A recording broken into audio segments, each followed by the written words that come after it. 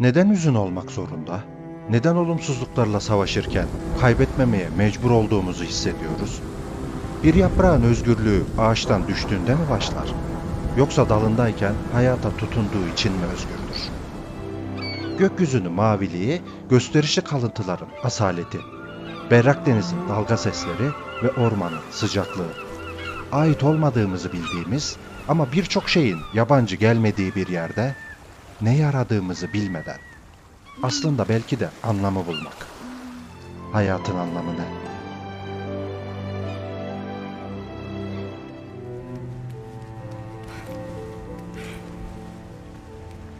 Çığlıklar içimizdekileri bir nebze boşaltacak, engeller ise yıldıramayacak. O gösterişli kalıntı artık daha yakın. Tepeye doğru sessiz ve heyecanlı bir yolculuk. Ve bu da kim? Minik tilkiyi uyandırıyor çocuk ve ilerlemek için, ona güven vermek için yaklaşıyor. Duvarda gördüğümüz resim tilkinin çocuğa yol göstermesi aslında. Tilkinin peşinde koşuyor çocuk. Bulduğu gizemli küreyle antik bir robota can veriyor sanki. Anahtar deliğinde bir çocuk, anne ve baba, bir kral ve yanındakiler. Tilkimiz ise yol göstermeye devam ediyor. Artık geri dönüş yok. Tepeye kadar tırmandı. Artık ağaç tekrar yeşerecek. Ve tilkimizin yanında yine onu görüyoruz. Duvarda bir kral ve bir çocuk görüyoruz. Sonrasında duvar resmini gördüğümüz yerdeyiz artık. Ve kulenin içerisinden gözleri alan bir ışık süzülüyor. Ve bize yol gösteriyor. Kocaman tahtların yanından geçiyoruz. Işık karanlıktaki en büyük yardımcımız oluyor yine. Çocuk gizemli sesin şarkısına eşlik ediyor. Kaybolup giden bir kadın silüeti. Peki kim bu kadın? Tilkinin yol gösterdiği kulenin üstünde bizi gözetliyor. Kulenin ışığının kaynağındayız artık. Bambaşka bir yerde bir kumaş parçasının peşinde. Batık teknenin içindeki kumaş parçasına ulaşamamak. Her şey karanlığa gömülecekti.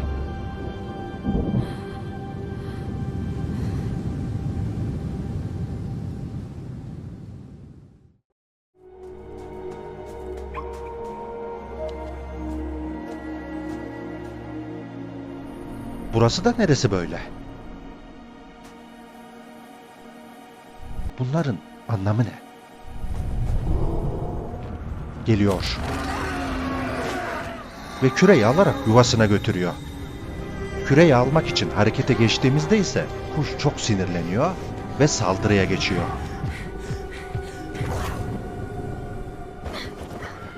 Gölgeleri kullanmalıyız. Çünkü ölüm çok yakın.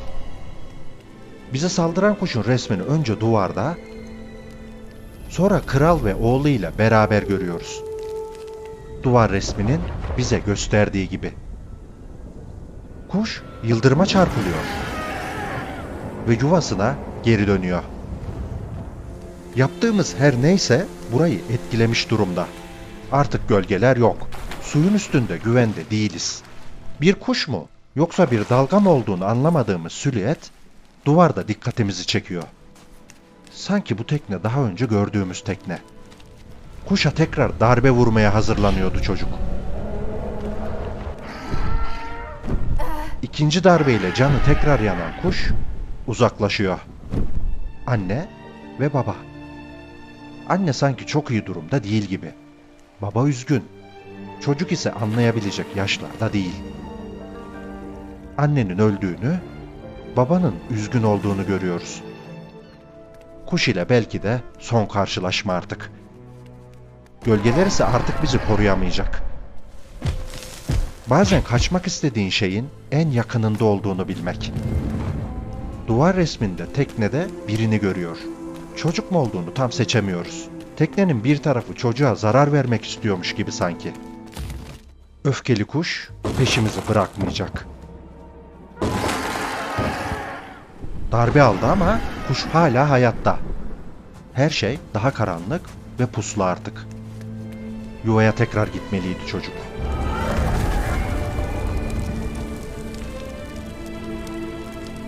Ve kuşun sonunun geldiğini de görmeliydi. Artık küreye tekrar sahip olmuştu.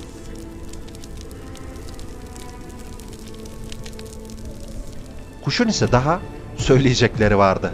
Kuledeki ışığın kaynağıyla tekrar buluşmalıydı çocuk. Kumlar yerinde artık ağaçların olduğunu gördü. Teknede buluyoruz kendimizi. Sanki bazı anları tekrar yaşıyor gibiydi. Yine o. Hem de bu kadar yakın.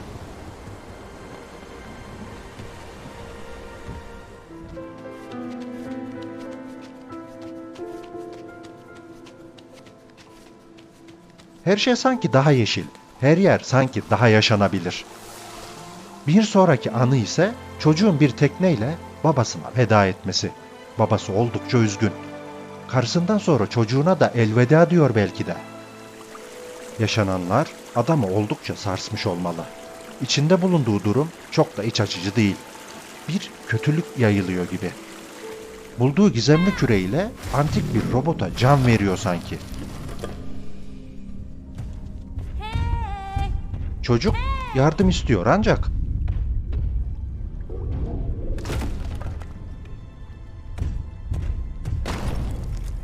robot ise bir şeyler gösterme derdindedir aslında. Çocuk küre bulup taşımış gibidir. Yolu açıp gösterdikleriyle son görevini yerine getirir. Karanlık silüetler artık çocuğa zarar vermek istemektedir. Bütün karanlığın kuleyi ele geçirdiğini görürüz. Tüm bunlara baba mı sebep olmuştur? Hepsinin kuleye gittiğini görüyoruz. Bu robotların görevi ne? Ağaca ulaşan ışık her şey gibi ona da iyi gelecek. Robotun ilk resimde bize gösterdiği yerdeyiz. Öncesinde ışık ve sonrasında su ile ağaç hayat bulacak. Ağacın yaşamasına sebep olan küreyi ilerlemek için sökecekti çocuk. Robot, amacını yerine getirebilmek için çocuğa aslında kendisini oluşturacak aşamaları göstermiştir. Anlaşmak için çoğu zaman dile ihtiyaç duymazsın.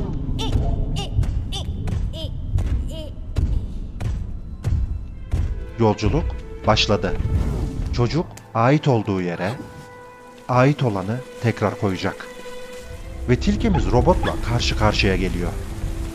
Aynı amaç için. Duyguların dili yok. Neler olduğunu belki bilmiyoruz ama ne hissettiğini çok iyi biliyoruz. Ya amacına ulaşmak için harekete geçecek olan daha fazlası varsa peki? Bazıları ise bir mezarlıkta artık. İlerleyiş devam etmeli. Kuledeki ışığa koşuyor çocuk. Ancak bu sefer yalnız değil. Tekrar çok yakınız. Sesleniyoruz. Tekne ise alabora olmak üzere. Koca bir karanlığa bakıyoruz sanki. Kendisinden geriye kalan ise sadece bir kumaş parçası.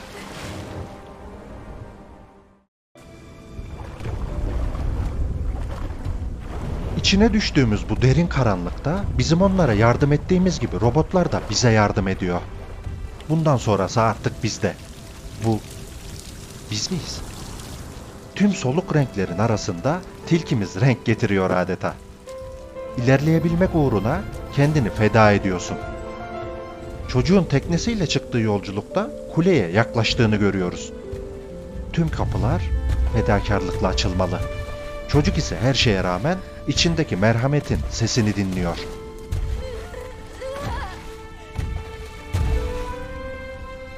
Herkesin hayatta bir amacı var. Bu robotlar ise amaçlarını çoktan bulmuşlar.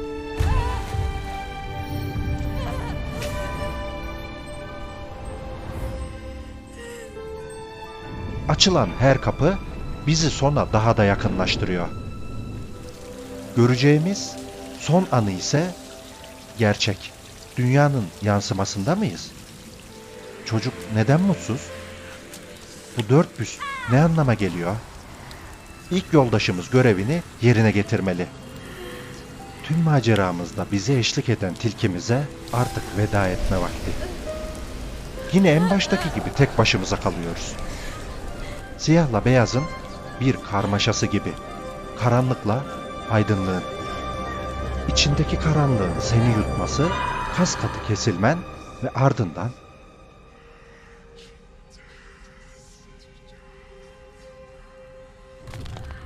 artık sadece karanlıktan ibaretsin.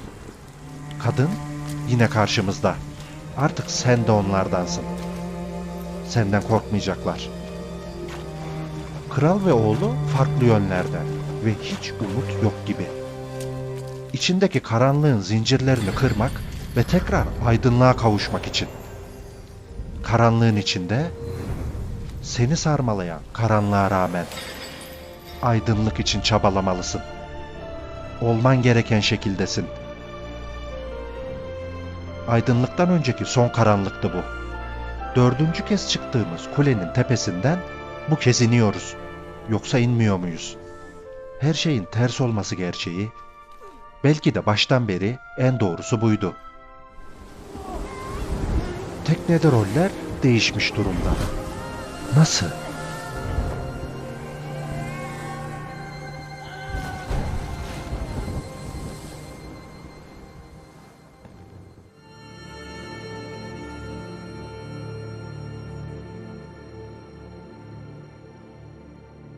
Bulunduğumuz yer çok farklı artık. Aslında çoktan başımıza gelmiş olan bir şey bu. Sadece farkında değiliz.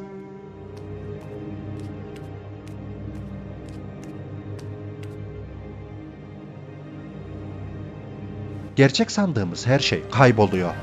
Kabullendiğimiz her şey ise gerçeğe dönüşüyor.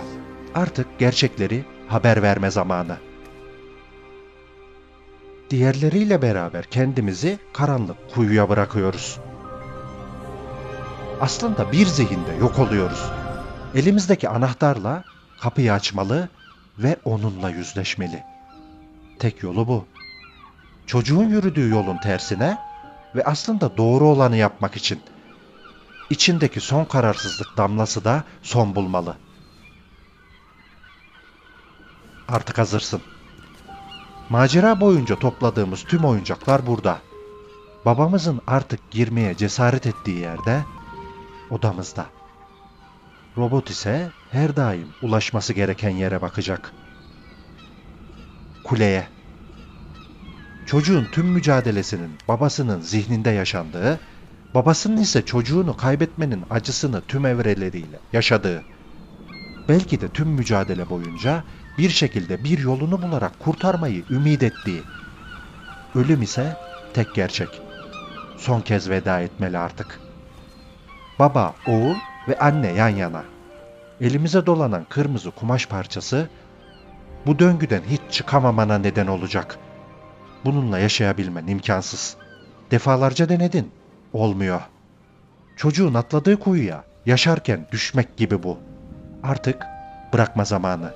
Tek yol yaşananları kabullenmek. Aslında hayata devam etme zamanı. Her gün yeni bir başlangıç. Baba içinse kalan hayatının ilk günü olacak bugün. Yaşananların aslında yaşanmadığına, bir rüyada olduğumuza inandırırız kendimizi. Çocuğunun kazadan kurtulduğunu ve bir kıyıda uyandığını görmek isteyen bir baba gibi. İnkar ederiz. Ölüm yoktur. Sadece mutluluk vardır. Gerçek yüzümüze çarptığında ise yaşananın bizim başımıza geldiğini anlarız. Öfke, içimizdeki hissettiğimiz yegane duygu oluverir. Neden benim başıma geldi? Bu hiç adil değil deriz. Suçlu ararız. Bulmaya çalıştığımız şey için aslında tek yapmamız gereken içinde bulunduğumuz durumu kabullenmek. Ancak içimizdeki öfke sadece kuşu öldürerek son bulacaktır. Oğlunu tekrar hayata döndürebilmek pahasına oğlu yerine ölmeyi dileyen bir baba. Bir daha hiç var olmamayı göze alıp bize yol açan robotlar. Yaşatmak için kendi yaşamından vazgeçmek gibi. Ölümle pazarlık etmek gibi. Fırtınanın ortasında, sonsuz karanlığın içinde, karma karışık bir halde. Bu dipsiz kuyuda bir ışık bulmaya çalışmak, ancak daha da karanlıklaşmak aslında. Aydınlığa çıkabilmek için karanlıkla yüzleşmek. Hatta tam olarak ona dönüşmek.